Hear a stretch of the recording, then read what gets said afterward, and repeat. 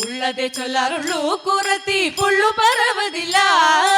ഉണ്ടായതിന്നു ചൊല്ലാം കുറവാ നാവൂറ് പാടി ചൊല്ലാം ഉള്ളതേ ചൊല്ലാറുള്ളൂ കുറത്തി പുള്ളു പറവതില്ല ഉണ്ടായതിന്നു ചൊല്ലാം കുറവാ നാവൂറ് പാടി ചൊല്ലാം നല്ല നാവൂറ് പാടി ചൊല്ലാം കുറവാ നാവൂറ് പാടി ചൊല്ലാം പുരുവംശജാതനായ രാജരാജനന്നൊരു നാൾ മാരതാപമേറ്റണഞ്ഞു